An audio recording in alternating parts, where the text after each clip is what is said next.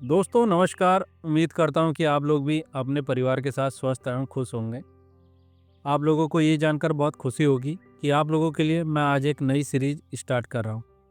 जिस बुक से मैं आप लोगों को ये कहानी सुना रहा हूँ, उस बुक का नाम है कुमाऊँ के खौफनाक आदमखोर और इसे लिखा है ठाकुरदास जोशी जी ने।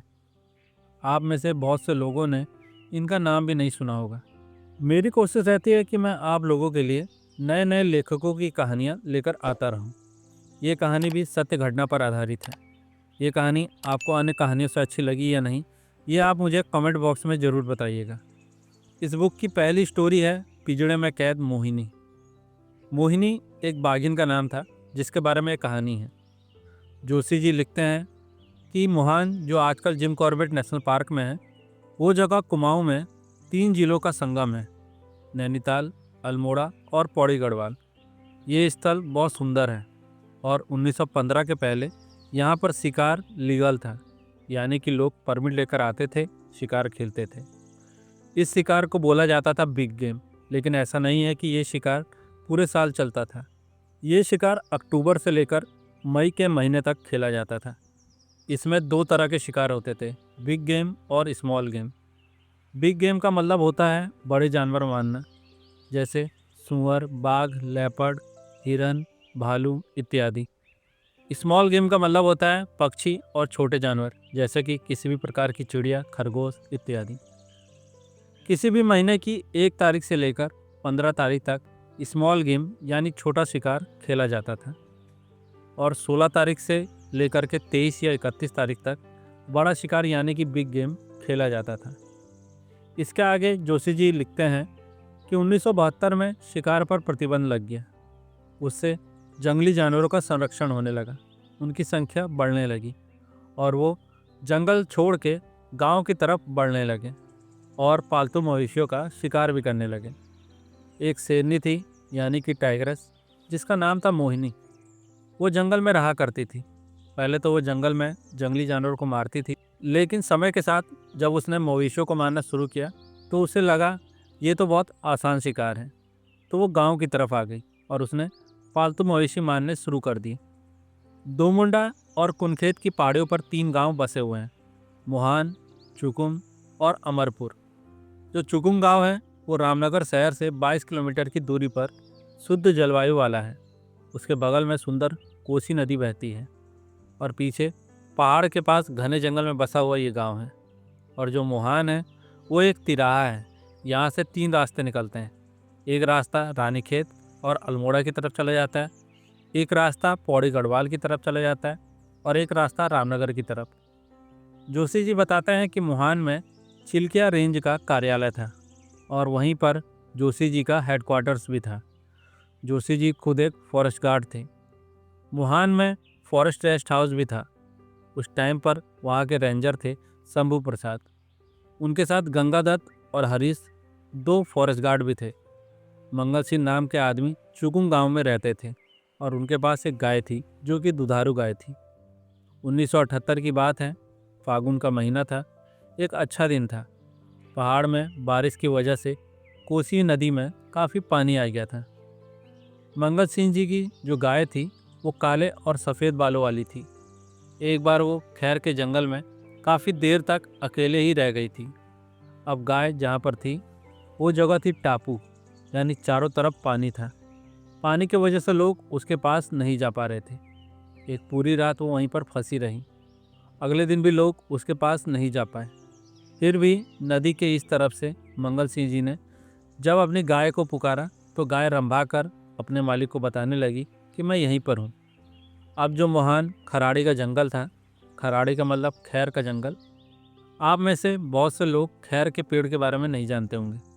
इसकी लकड़ियों से पान में लगाए जाने वाला कत्था बनाया जाता है। जब गाय ने बोला तो उस आवाज़ को केवल उसके मालिक ने ही नहीं सुना, उसे बाघ ने भी सुन लिया और वो उस आवाज़ की दिशा में चल पड़ा। थोड़ी देर में गाय ने भी बाघ को महसूस कर लिया। अब तो गाय समझ गई कि वो इस टापू पर रुकी रही तब वो बाघ उसे नहीं छोड़ेगा, इसलिए वो पानी में ही उछल उछल कर अपने मालिक की तरफ भागने लगी। लेकिन बाघ ने जैसे ही देखा कि वो गाय अब नदी में भाग गई है, वो भी पानी में उतर गया। गाय आगे आगे भाग रही थी और बाघ भी उसके पीछे ही था। चुकुम गांव की तरफ वो गाय भाग रही थी, लेकिन तभी बाघ उसके पास तक पहुंच गया।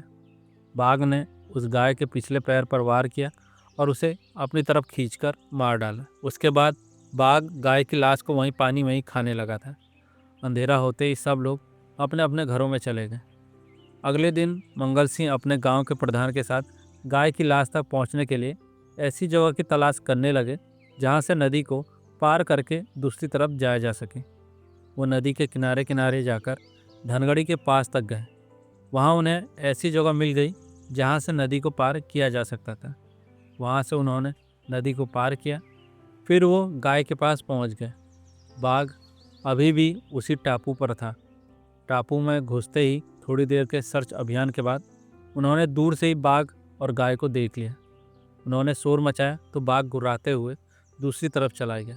गाय को मरा हुआ देख मंगल सिंह के आंखों में आंसू आ गए और बाघ के पंजों के निशान देखकर उन्होंने प्रधान जी से कहा कि प्रधान जी, ये तो वही बाघ है जिसने उनके गांव के एक आदमी का बछड़ा गोट से ले जाकर रौखड़ में मार डाला था। दोस्तों, रौखड़ नदी का जो सूखा भाग होता है उसको बोलते हैं, जहाँ पर सिर्फ पत्थर होते हैं। उस समय मोहन सिंह ये नहीं जानते थे कि वो जिसे बाघ समझ रहे हैं वो एक बाघिन थी। जोशी जी बोलते हैं उन दिनों वो मोहान में वन्यजीव विभाग में फॉरेस्ट गार्ड के तौर पर कार्यरत थे। मोहान गांव के प्रधान थे शिव सिंह चौहान। मोहान और चुकुम ये दोनों गांव जंगल से सटे हुए हैं। इन दोनों गांवों से कॉर्बेट टाइगर रिजर्व की सीमा मात्र 1 किलोमीटर की दूरी पर है। जैसा कि आप लोग जानते ही हैं, कॉर्बेट के जंगल में सारे जानवर हैं। बाघ, तेतुआ, हाथी, सांबर, चीतल, काकड़, गुरल, सभी जानवर हैं। ये सभी जानवर रात में गांव की तरफ आ जाते हैं। मांसाहारी जीव पालतू जानवरों को मारते हैं और शाकाहारी जीव ग्रामवासियों की फसलों को नुकसान पहुंचाते हैं। और जब सुबह होती है ये वापस चले जाते हैं। बाघ वैसे तो सिर्फ जंगली जानवरों को ही मारता है, लेकिन किन्हीं कारणवश जब वो जंगली जानवरों को नहीं मार पाता है तब वो आसान शिकार की तलाश में पालतू मवेशियों को मारने लगता है और मारे गए पालतू जानवर के शरीर से पेट भरने के बाद बाकी बची लाश को वो पत्तों से छुपा देता है। और अगर उस तरफ कोई इंसान गलती से चला जाता है तो ह्यूमन एनिमल कॉन्फ्लिक्ट हो जाता है, यानी कि वो बाघ उस इंसान पर हमला कर देता है। मोहान से भटोली लोक निर्माण विभाग की तरफ एक बटिया थी। ये जगह वही थी जहाँ पर जिम कॉर्बेट ने मोहान मैनीटर को मारा था। वहाँ पर आयुर्वेदिक औषधि जड़ी बूटी की फैक्ट्री है जो उसी साल स्थापित की गई थी। और उस फैक्ट्री के परिसर के बीच से रानीखेत अल्मोड़ा की तरफ मोटर मार्ग जाता है। फैक्ट्री के उत्तर पश्चिम में फॉरेस्ट डिपार्टमेंट ने बांस के पेड़ों का और सागौन के पेड़ों का प्लांटेशन किया है। बांस का जो जंगल होता है बहुत ठंडा रहता है और मुहान के इलाके में बांस बहुत सारे थे। दिन था 7 मार्च 1979 का। दोपहर का समय था और फैक्ट्री के मजदूर अपना काम रोककर भोजन कर रहे थे। मुहान के कुंदन राम नेता की 6 साल की गाय जंगल में चारा चरने गई थी। घास के एक चौड़ में बाघिन घास के अंदर लेटी थी। गाय चरते चरते उस तरफ चली गई और बाघिन ने गाय का गला पकड़ लिया। मजदूरों ने गाय के रंभाने की आवाज़ सुनी तो अपना खाना छोड़ के उस तरफ भागे, लेकिन तब तक वो बाघिन उस गाय को मार चुकी थी। और जब बाघिन ने देखा कि उसके शिकार की तरफ मजदूर दौड़ के आ रहे हैं तो वो गुस्से में उन लोगों पर झपट पड़ी। उन मजदूरों की तरफ अब जब बहुत ज़्यादा शोर शराबा हुआ तो जो फैक्ट्री के अंदर बने बैंक के गार्ड थे सुंदर सिंह, उन्होंने अपनी बंदूक से 2 हवाई फायर किए। जब बाघिन ने फायर की आवाज़ सुनी तो बाघिन हमला छोड़कर वापस अपने शिकार की तरफ चली गई। मोहान के पास में बच्चीलाल सुंदरी जी नाम के एक आदमी ने लीज पर ज़मीन लेकर एक दुकान खोली। सुंदरी जी ने पूजा पाठ के लिए बरगद के पेड़ के चारों तरफ एक चबूतरा बनाया था। कभी कभी एक बाघ रात में उस चबूतरे पर आकर बैठ जाता था। दरअसल ये वही बाघिन थी। सुंदरी जी का एक कुत्ता था जिसका नाम था गोपी। एक दिन रात को टॉयलेट करने के लिए सुंदरी जी अपने घर से बाहर निकले। गोपी भी उनके साथ बाहर निकल आया। बाघिन वहीं पर बैठी थी। अंधेरे का फ़ायदा उठाते हुए बाघिन ने कुत्ते को दबोच लिया। बाघिन के मुंह में उसकी पिछली टांग पकड़ में आई और वो उसे पकड़ के ले गई। सुंदरी जी ने अपने कुत्ते को आवाज़ दी। पहले तो वो कुत्ता चिल्लाया, उसकी आवाज़ सुनते ही वो भी गोपी गोपी चिल्लाने लगे। अब गोपी कहाँ बोलने वाला था, तब तक वो कुत्ता मर चुका था। बाघिन ने एक और घटना को अंजाम दे दिया था। उसके बाद भी वो रुकी नहीं, उसने जल्द ही एक और घटना को अंजाम दिया। मोहान गांव में चिंतामणि नाम के एक आदमी रहते थे। उनके पास ज़मीन कम थी, इसलिए भैंस पालकर उसका दूध बेचकर अपना जीवन यापन करते थे। उनके 2 बच्चे भी थे। चिंतामणि जी अपनी भैंसों को लेकर दिन में जंगल चले जाते थे। शाम के करीब 7 बजे के आसपास वापस आते थे। सारा काम भी उन्हें खुद ही करना पड़ता था। हालांकि उससे पहले भी उनकी भैंसों पर बाघिन ने कई बार हमला किया था और उनकी कई भैंसें मार दी थी। 14 अप्रैल 1979 का दिन था। भैंसें खराड़ी यानी कि मोहान के खैर के जंगल में चरने के लिए गई हुई थी। बाघिन वहीं पर बैठी थी। एक 4 साल की भैंस थी। बाघिन ने उसे पकड़ा और वहीं मार दिया। मरी भैंस को मारने के बाद वो बाघिन उसे घसीट के जंगल में ले गई। चिंतामणि अपनी भैंसों को वहीं छोड़ पास के सोते से पानी पीने गया था। उसे वहाँ से आने में थोड़ी देर हो गई। यहाँ आते ही भैंसों को चौंका हुआ देख के वो समझ गया कि ज़रूर यहाँ पर कोई खतरा है। और जब उसने आसपास में ध्यान से देखा तो उसे लगा कि उसकी चंदा भैंस वहाँ नज़र नहीं आ रही है। पास के गंदे पानी में खून के निशान भी मिले। वो समझ गया कि उसकी भैंस के साथ क्या हुआ है। थोड़ा और आगे बढ़ने पर उसे आगे घसीट के निशान भी मिल गए। वो उन निशानों का पीछा करते हुए आगे बढ़ा तो देखा भैंस के पास वो बाघिन बैठी थी। जब बाघिन ने चिंतामणि को आते हुए देखा तो बाघिन उसकी तरफ झपटी, लेकिन इनके एक हाथ में दराती थी। जब इन्होंने उस दराती से बाघिन को डराया तो बाघिन डर कर पीछे हट गई। चिंतामणि कुछ नहीं कर सकता था। अपनी मरी भैंस को वहीं छोड़कर उसके बाद अपनी बाकी की भैंसों को हाँकते हुए चिंतामणि अपने घर आ गया। अब जोशी जी बोलते हैं कि मेरी ड्यूटी मोहान एरिया में बाघ, गुलदार और जंगली पशुओं की सुरक्षा की थी। जो बाघ और गुलदार जंगल के अंदर मवेशियों का शिकार करते हैं वो दोषी नहीं माने जाते, लेकिन अगर वही बाघ और गुलदार गांव में आके मवेशियों को मारते हैं तो उन्हें दोषी माना जाता है। और फिर ऐसे बाघ और गुलदार जो गांव में आकर मवेशियों को मारते हैं उन्हें मारने के लिए सरकार से निवेदन किया जाता है। और फिर मुख्य वन जीव प्रतिपालक जो कि लखनऊ में होते हैं उस बाघ को मारने का ऑर्डर देते हैं। उस समय यूपी और उत्तराखंड एक ही हुआ करता था। बाघिन के हमले बढ़ते जा रहे थे।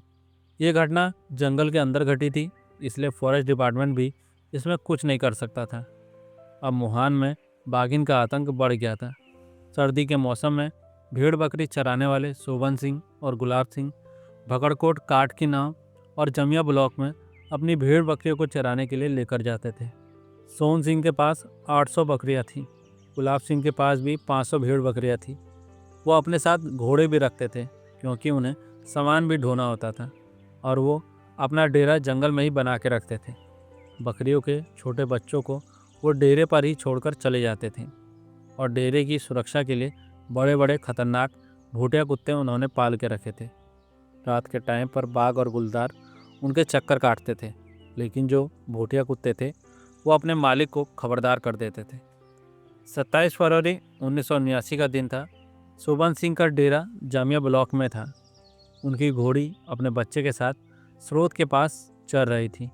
अचानक घोड़ी की घंटी बजने लगी। शेरनी जो कि जंगल में थी घंटी की आवाज़ सुनकर चौकन्ना हो गई। उसे मालूम चल गया कि उसका शिकार नज़दीक में ही है और वो घंटी की आवाज़ को सुनकर उसी दिशा में बढ़ चली। लेकिन बाघिन ने एक गलती कर दी। उसे लगा जैसे वो गाय को पकड़ते ही है वैसे ही इस घोड़ी को भी पीछे से ही पकड़ लेगी। लेकिन उस घोड़ी को पकड़ने के दौरान घोड़ी ने जब एक जोरदार दुलत्ती मारी तो उस बाघिन का एक कैनाइन दांत टूट गया। अब वो बाघिन पीछे को भाग गई और जो घोड़ी का बच्चा था उसे कुछ समझ में नहीं आया।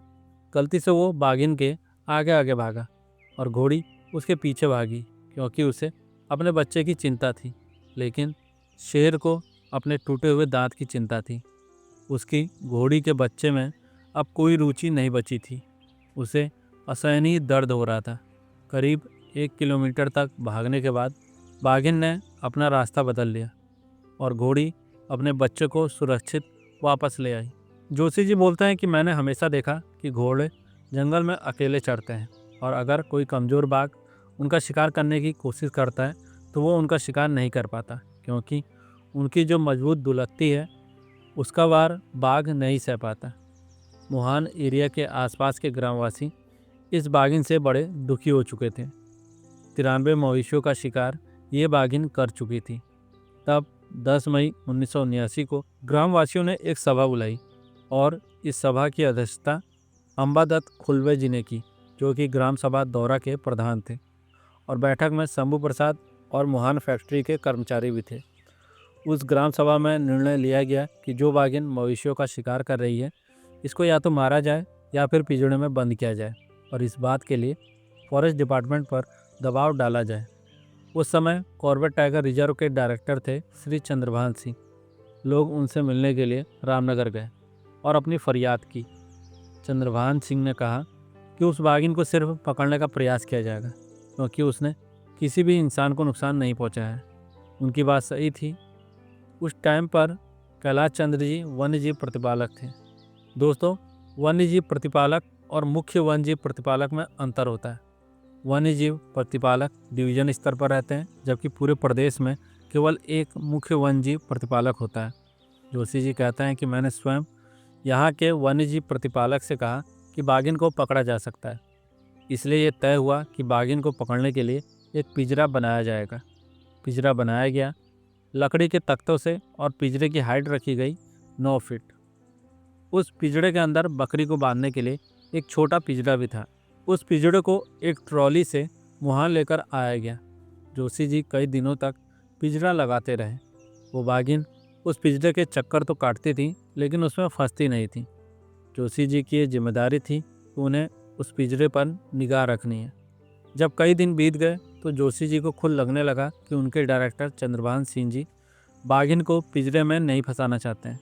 वो गांव वालों को सांत्वना देने के लिए बस पिंजरा भेजकर अपना पल्ला झाड़ रहे हैं। पिंजरे की देखभाल की जिम्मेदारी जोशी जी की थी।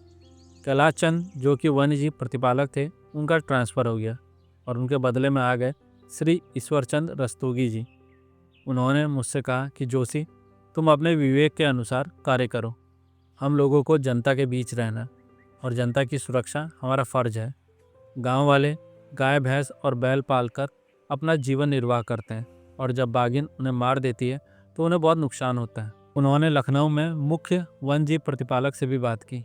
26 मई 1979 की बात थी। मुहान में दीवान सिंह की गोद से बाघिन एक गाय को उठाकर ले गई। रात के 9:30 बजे ये घटना घटी थी। जब सुबह दीवान सिंह ने अपनी गौशाला में देखा तो गाय वहाँ पर नहीं थी। बाघिन के साथ गाय की लाश की खोज की गई। जब वो कोसी नदी के नज़दीक रौखड़ में पहुँचे तो एक ऐसी आवाज़ हुई जिससे लगा कि बादल गरज रहा है। दीवान सिंह और उनका पड़ोसी हरिदत्त एक दूसरे का मुंह देखने लगे। वो 5 मीटर ही आगे बढ़े थे कि बाघिन लपक कर उनकी तरफ भागी। वो बाघिन हरिदत्त के नज़दीक तक आ गई और उनका पैजामा नोच लिया, लेकिन जब इन्होंने शोर किया तो वो वापस लौट गई। जब वो लोग वापस मुहान आए तो उन्होंने इस बात की जानकारी जोशी जी को दी। उन्होंने वो लकड़ी का पिंजरा मुहान में लगाना ही उचित समझा। वो उस लकड़ी के पिंजरे को मुहान ले आए और अब उस पिंजरे के अंदर एक बकरी लगानी थी, लेकिन पिंजरे के लिए किसी भी गांव वाले ने अपनी बकरी नहीं दी। ये जो मुहान की बाघिन थी उसका इलाका 100 स्क्वायर किलोमीटर था। इस बाघिन की एक खासियत थी कि पालतू पशुओं के गले में जो रस्सी बंधी होती थी उसे ये अपने दांतों से काट देती थी और शिकार को अपने साथ ले जाती थी। गांव से बाहर ले जाकर वो बाघिन अपने शिकार को खाती थी। जब वो अपने शिकार को पूरा नहीं खा पाती थी तो उसे वापस खाने के लिए दोबारा लौटती थी। जैसा कि मैंने बताया, जोशी जी वहीं पर वन्यजीव संगठन में तैनात थे और वहाँ की हर छोटी बड़ी घटना की जानकारी डिपार्टमेंट को देते थे। मई के अंत की बात थी। कोसी नदी में काफ़ी बाढ़ आई हुई थी। बहुत सारे जानवर बह भी गए थे। एक दिन एक इंसान का शव धनगढ़ी के पास नदी के किनारे पड़ा था। शाम का समय था। बाघिन को उस लाश की गंध आ गई। वो उस लाश की तरफ बढ़ ही रही थी। किस्मत से जोशी जी भी वहीं थे। वो नदी के किनारे से बाघिन की हर हरकत को देख रहे थे। बाघिन लाश के पास आई, उसने चारों तरफ देखा और लाश को खाने लगी। जोशी जी ने नदी के दूसरी तरफ से जोरदार ताली बजाई। बाघिन ने भी ये आवाज़ सुनी। उसने दाएं बाएं देखा, लेकिन उसके बाद उसने उस लाश को फिर से खाना शुरू कर दिया। जोशी जी ने जोरदार खांसी की आवाज़ निकाली।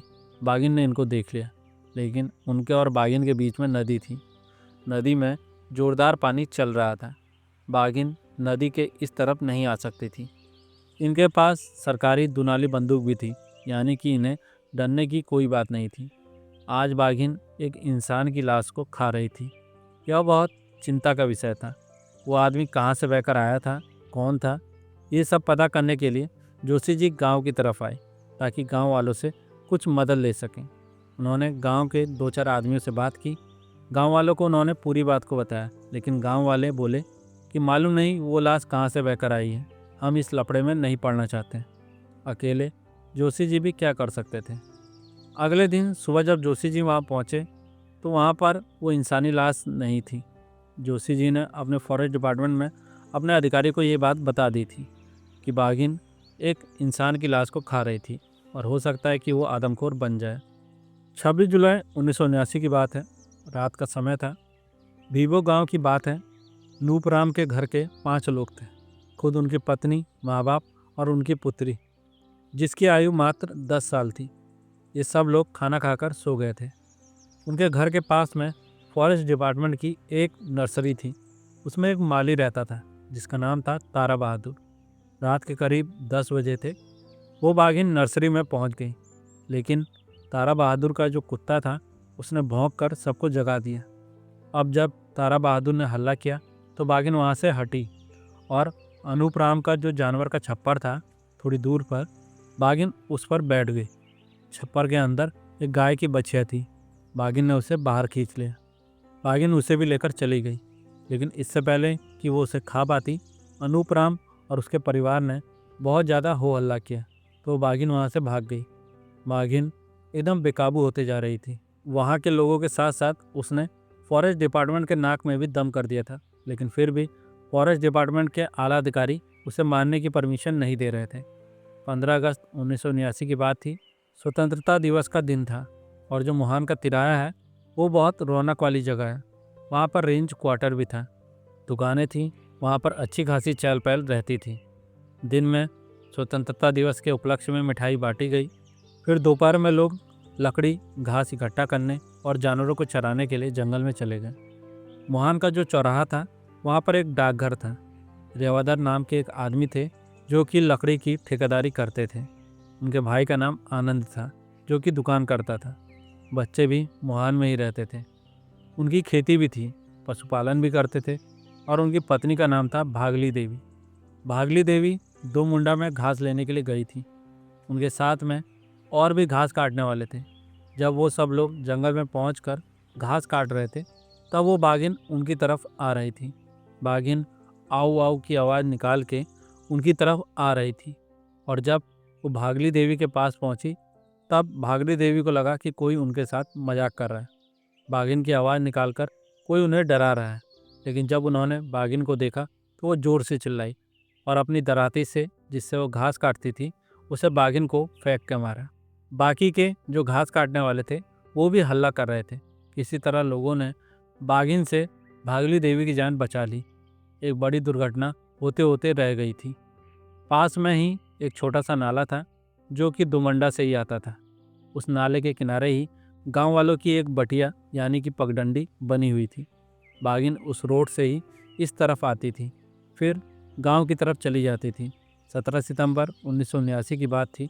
रात में देवीदत्त की गौशाला से एक सफ़ेद रंग की बच्चिया को बाघिन ने मार दिया, लेकिन वो उसे थोड़ा खाने के बाद ही वहीं छोड़कर चली गई थी। देवीदत्त और उनकी पत्नी घर के अंदर से ही चिल्लाते रहे, लेकिन बाहर निकलने की उनकी हिम्मत नहीं हुई। अगले दिन उन्होंने गौशाला के अंदर अपनी बच्चिया को मरा हुआ देखा। उन्होंने प्रधान को बुलाया। प्रधान ने मुझे ही मौके का मुआयना करने के लिए बुलाया। मैंने गौशाला के अंदर इस बाघिन के पैरों के निशान देखे। बाघिन के अंदर से धीरे धीरे इंसानों का डर खत्म होता जा रहा था। अब वो दिन दूर नहीं था जब वो किसी इंसान को ही मारकर अपना पेट भरेगी। देवीदत्त ने अपनी मरी हुई बच्चिया को जो मोटर मार्ग था जो कि दुमंडा से आता था वहीं पर फेंक दिया था। बाघिन का आतंक बढ़ता जा रहा था। उसी दिन के टाइम पर वुहान में जो तिराहा था वहाँ बहुत सारे लोग इकट्ठा हुए और उन्होंने मुझे भी वहाँ बुलाया और उन्होंने मुझसे मांग रखी कि जहाँ पर बछिया फेंकी गई है उसके पास में एक पिंजरा लगा दिया जाए। मैं भी चाहता था कि पिंजरा फेंकी गई बछिया की लाश के पास ही लगाया जाए, ताकि जब वो बाघिन यहाँ पर आए तो पिंजरे में फंस जाए। गांव में एक नवयुवक था, नंदन सिंह। वो बहुत मेहनती किस्म का इंसान था। उसने और कई लोगों ने मिलकर लकड़ी का पिंजरा जो कि मुहान में ही रखा था उसे उठाकर उस जगह पर रखवा दिया जहाँ पर वो मरी हुई बछिया फेंकी गई थी। फिर उस बछिया को उठाकर पिंजरे के अंदर रख दिया ताकि वो बाघिन का चारा बन जाए। उस रात बाघिन वहाँ पर आई और उसने पिंजरे के चक्कर भी लगाए, लेकिन वो उसके अंदर नहीं गई। अगली सुबह पिंजरे के पास ही बाघिन के पगमार्क मिले। फिर भी हम लोगों ने वो पिंजरा वहाँ से नहीं हटाया। अगले दिन रात को बाघिन फिर आई। उसने फिर पिंजरे के कई चक्कर लगाए, लेकिन आज वो भूखी थी, इसलिए वो उस पिंजरे के अंदर चली गई। जब वो अंदर चली गई तो जो सुराख था उससे उसने बछिया को बाहर खींचने की कोशिश की और पिंजरे के अंदर जो एक हैंगिंग हुक सा लगा होता है उस पर जब लोट पड़ा उससे वो दरवाज़ा बंद हो गया। बाघिन पिंजरे के अंदर फंस चुकी थी। पिंजरे के अंदर जब वो बाघिन फंस गई तो उसने तो तहलका ही मचा दिया। उस जगह से 100 गज की दूरी पर रविदत्त, खुलबे और चिंतामणि रहते थे। उन्हें मालूम चल गया कि बाघिन फंस चुकी है। अब वो बाघिन लकड़ी के पिंजरे में कभी अपना सर मार रही थी, कभी पंजे मार रही थी। सुबह के अब 5 बज चुके थे। जब जोशी जी वहाँ पहुंचे तो उन्होंने देखा कि बाघिन पिंजरे के अंदर फंसी है। पिंजरे के अंदर से ही वो ठाकुरदास जोशी जी पर हमला करने की कोशिश कर रही थी। बाघिन के पिंजरे में फंसे होने की सूचना तुरंत रेंजर साहब को दी गई। रेंजर साहब स्नान कर रहे थे, चाय चूल्हे पर रखी थी और जो तारा बहादुर की पत्नी लाली थी वो अपनी गाय को धो रही थी। रेंजर साहब तैयार हुए, पिंजरे के पास पहुंचे। तब तक आसपास के लोग उस स्रोत पर पानी लेने आए हुए थे। उन्होंने भी देखा कि तो बाघिन पिंजरे में फंस गई है। वहाँ पर एक फॉरेस्ट गार्ड की ड्यूटी लगा दी गई, बाघिन की सुरक्षा की जाए, कहीं कोई गांव वाला उस पर हमला न कर दे। फील्ड डायरेक्टर साहब ने जोशी जी को बुलाया और कहा कि उस पिंजरे को ट्रक पर लोड करवाओ। पिंजरे का साइज 6 फीट बाय 3 फीट था। पिंजरे के चारों कोनों को तार से बांध दिया गया। उसके फाटक को भी और मजबूती के साथ बांध दिया गया। अब रस्से बांधे गए और धीरे धीरे उस पिंजरे को ट्रक पर चढ़ाया गया। जब उस बाघिन को गोश्त दिया जा रहा था तो वो गोश्त नहीं खा रही थी, वो बस पानी पी रही थी। उस समय डायरेक्टर साहब ने गर्व से कहा कि जिन बाघों को हम पाल रहे हैं हम उन्हें पकड़ना भी जानते हैं, और उन्होंने मेरी पीठ थपथपाई कि इस बहादुर व्यक्ति की वजह से ये बाघिन पकड़ी गई है। बाघिन को रातों रात लखनऊ ले जाया गया और वहाँ पर उसका नाम रख दिया गया मोहिनी। दोस्तों जानते हैं उसका नाम मोहिनी इसलिए रखा गया था क्योंकि उसे मुहान से पकड़ा गया था। वो कई सालों तक लखनऊ के चिड़ियाघर में रही। उस दिन के बाद ठाकुरदास जोशी जी को आदमखोर बाघों और गुलदार का आतंक समाप्त करने का कार्य सौंपा गया। उन्हें कई बार गांव वालों और सरकार द्वारा पुरस्कृत भी किया गया। उन लोगों को आतंक से मुक्ति दिलाने पर उन लोगों ने मुझे बधाई दी। जैसे फॉरेस्ट डिपार्टमेंट वन्य जीवों की रक्षा करते हैं, वो गांव वालों के हितों की भी रक्षा करते हैं। तो दोस्तों, इस तरह से समाप्त हुई कुमाऊं के खौफनाक आदमखोर कहानी बुक की पहली कहानी, जो कि लिखी है ठाकुरदत्त जोशी ने। उम्मीद है आप लोगों को आज की ये कहानी पसंद आई होगी। मिलते हैं अगली वीडियो में एक नई कहानी के साथ। तब तक के लिए नमस्कार, शुभ रात्रि।